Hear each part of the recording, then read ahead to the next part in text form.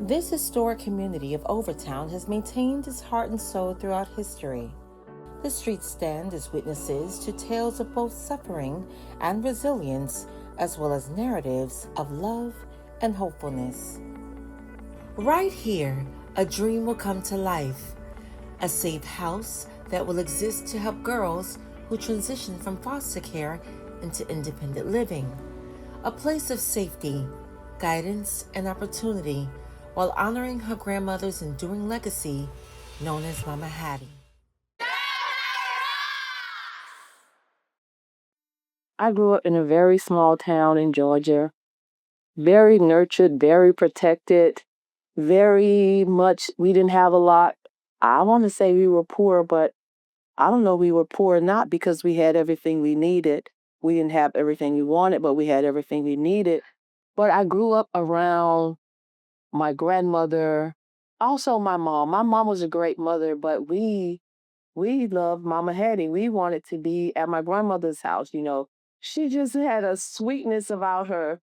She was also a disciplinarian, and but back in those days, you just didn't really disobey your parents. You didn't talk back. That was not even a thing. So when Mama Hattie said, do this, you did it.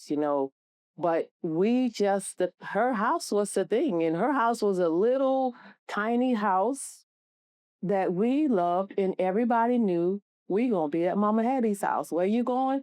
We going to Mama Hattie's house. The way that Mama Hattie's house became a thing for me was when I was meeting these girls who had been through trauma, who had been through God knows what atrocities that I couldn't even imagine could happen to me when I was growing up.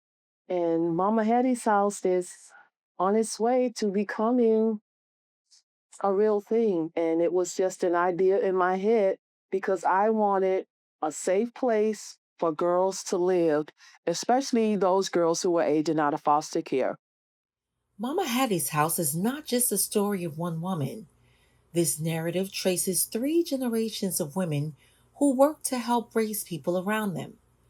Mama Hattie's welcoming kitchen table marks the beginning of a journey that continues through Miss Thima's dream of potential to Miss Rashada, who upholds this legacy today. For our family events, Mama Hattie's house is the meetup. It is what holds the glue, and it's what I know Mama Hattie's house here will be as well. The girls who will be coming to Mama Hattie's house, of course, will be girls that are aging out of foster care. They are typically not equipped with financial management. A lot of them don't understand the real dangers of going out on your own at 18. I remember maybe my second or third year working for Girl Power. This girl was so excited for her 18th birthday. She was saving up her money to get her hair done, her outfit. This what I'm wearing. These my shoes. I'm gonna get my nails like this, and we going here. And she made all of these big plans for her 18th birthday. Well, on her birthday, she showed up at Girl Power with her clothes, her bags, garbage bags, because her foster parent put her out on her 18th birthday. Where does that girl go? What can that girl do? No, the girl didn't suffer any abuse under her roof, but that was a traumatic situation for her. That was trauma for her. So I'm glad Mama Hattie's house will be a place for girls like her that things like that happen to, or even doing something, preparing to transition.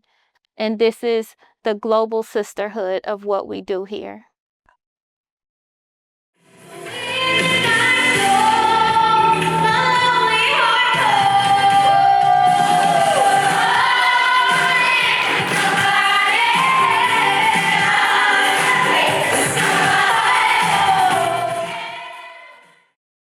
Girl Power Rocks provides opportunities and hope to at promise girls throughout Miami-Dade County, whether it be after school programs, mentoring, therapy, or service, Girl Power Rocks give girls a chance to shine. Their mentors, counselors, and volunteers are not just staff, they are family. The staff dedicates their efforts to equip every girl with chances for growth and belonging while her self value and self worth develop and gain recognition. Mama Hattie's house will serve as a refuge for young women who have experienced transient living so they can find peace and recovery to build their future. Girls who reach adulthood while in foster care encounter extremely limited choices. Without support, these girls face homelessness, unemployment, or become overwhelmed by adult responsibilities. Mama Hattie's house ends this negative pattern by providing secure housing along with mentorship opportunities and educational and life skills training access. So the night that everything changed, I don't really know exactly what it started from, but I know that it wasn't the first time it's happened. We just never thought that it would go as far as it did, that it would trickle down into every other aspect of my life and growing up. But my dad would get into fits where him and my stepmom would argue, and he would just go around the house breaking stuff, just breaking everything, any and everything. It was around Christmas. I was 10 or 11. I was in 5th grade, and the first few nights that we got put in a group home, I want to say it was like 12 kids in total in the house. The girls on one side, the boys on the other side. So then school starts back. Now we're basically transitioning into the group home. Um, my stepmom's bringing black trash bags full of our clothes to the school. So like it was really humiliating. The hardest moments during that time was not knowing if I was wanted or not, like who was fighting for me. I didn't realize much until I became an adult or until I became a mom, I want to say. I made you laugh. No, no, no, I that don't count. That don't count. Because my dad was there around the time I had my daughter. At one point, it was just me and him and my daughter. And I realized that all this time, my dad really needed me more than I needed him. And to this day, like, I get like 10 calls a week from jail and I don't answer them because I don't know what to do. It hurts because I'm still trying to figure my stuff out. You know, I'm trying to get my life on the right track to undo all of the mistakes that the people made before me. You know, I had to start from nothing. When I think about Mama Hattie's house, I feel like it's a chance that I never had, that I was never given, that I never knew would have existed in the first place.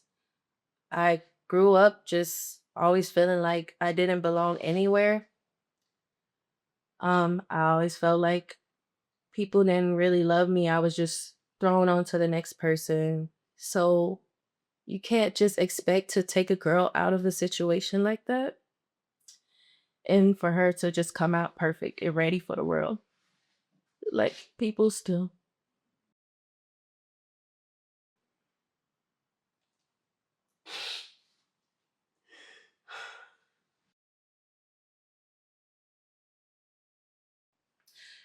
I basically I had no choice but to take care of myself in a way, emotionally, mentally, cuz like I said, like when people see a girl being brought up a certain way, like she's in foster care, she's displaced, um they expect her. I don't know what's the stigma behind that, but you must be strong enough if you're going through that. Which is like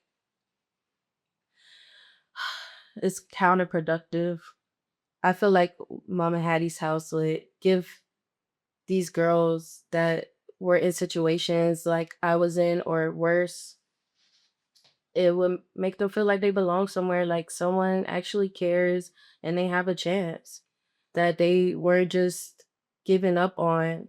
And I feel like that's the thing that everyone needs the most, is someone not to give up on them. I always felt like the black sheep of my family, to be honest. Like, I felt so unwanted. Like, it wasn't crazy. Like, I felt like that for a very long time.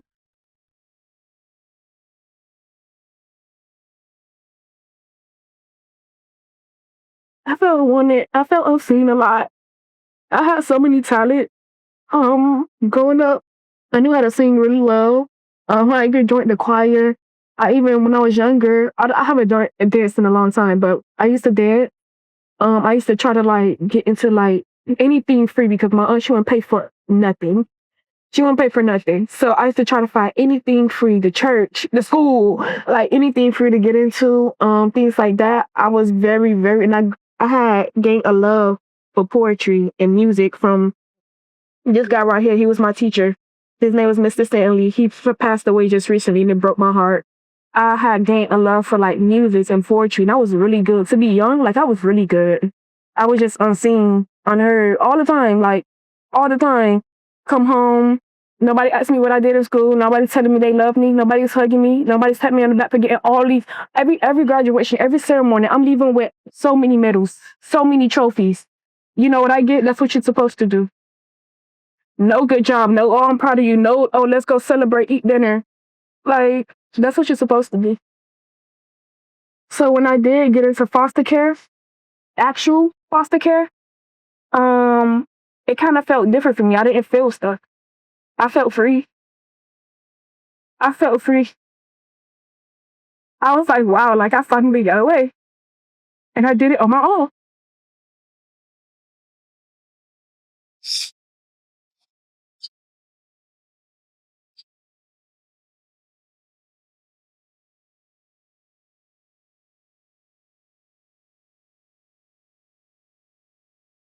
It's up to you.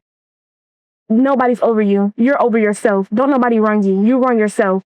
Let that be known. When you in foster care, you just got away from everybody got away from something tragic. We all got a story. You built your own. There's literally nothing to be afraid of. You're your own person. You are your guide. According to recent data, Florida had over 20,000 children in foster care in 2023, and a little more than 20,000 children residing in out of home care in 2024, both slightly lower than earlier accounts, suggesting either a different reporting period or a small decline in the foster care population. In my experience, girls in foster care often carry abandonment wounds as well as rejection wounds. I would say rejection is one of the core wounds. So the rejection wound can affect adolescent or an adult woman post foster care system by because they're lacking that validation from a parent and feeling rejected. Sometimes they're seeking validation in wrong places, maybe male attention, maybe they get involved in drug use, could be gang involvement, or maybe the wrong friendships. But it can manifest into searching for that and external validation. I think the importance of a location like Mama Hattie's house to exist is extremely important, especially in a case of like Overtown, because it's missing that resource. I would say I've worked with families in Overtown. I worked in schools in Overtown, and I believe the things that others may take for granted, they experience. I've dealt with youth, like fifth grade age, mom and dad passing within weeks of each other, and they're still having to go to school. So they're going through some hard things in that community. So having that resource of consistency is extremely important. What gives me hope for the next chapter of Overtown is just the resources that are being placed in the community and the emphasis on mental health and the emphasis on helping underserved communities such as Overtown. The fact that that's being acknowledged, the fact that funding is being geared toward that, the fact that this community is being targeted in a positive way. I've been in the trenches in Overtown, like in the families' homes. So I think that's beautiful that targeted case management therapy resources are being provided for this community. No girl should have to face life's struggles alone. This home is more than just bricks and walls. This home signifies a commitment to girls searching for redemption and mothers who have faced similar challenges, and to the community who supports its daughters.